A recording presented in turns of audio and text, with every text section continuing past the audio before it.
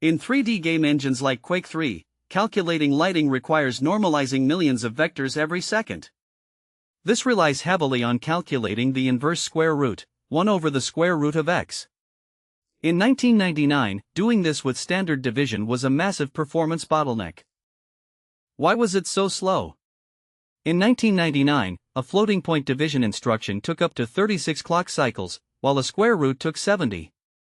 Doing this for every vertex crawled the frame rate. Engine developers desperately needed a shortcut. The shortcut lies inside how computers store numbers. The IEEE 754 standard represents a 32-bit float using 3 segments, a sign bit, an 8-bit exponent, and a 23-bit mantissa.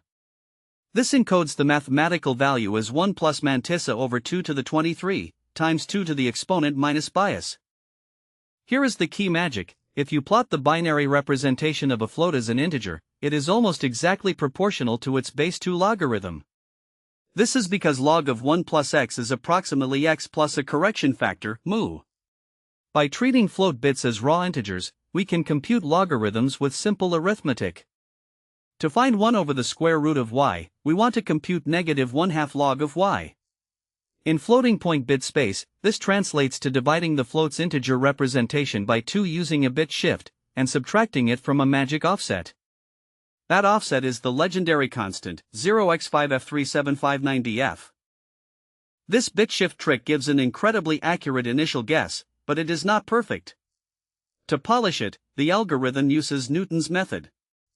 By running one iteration of this root-finding formula, it draws a tangent line to refine the guess, instantly doubling its precision with lightning-fast hardware multiplications.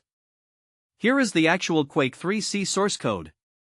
It converts the float pointer to a long integer, performs the shift subtraction with the constant, converts it back, and executes one iteration of Newton's method.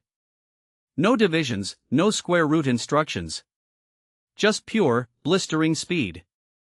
By combining IEEE 754 representations, mathematical approximations, and Newton's method, game developers bypassed heavy silicon limits. It remains one of the most brilliant hacks in computer science history, proving that elegant software engineering can outrun physical hardware.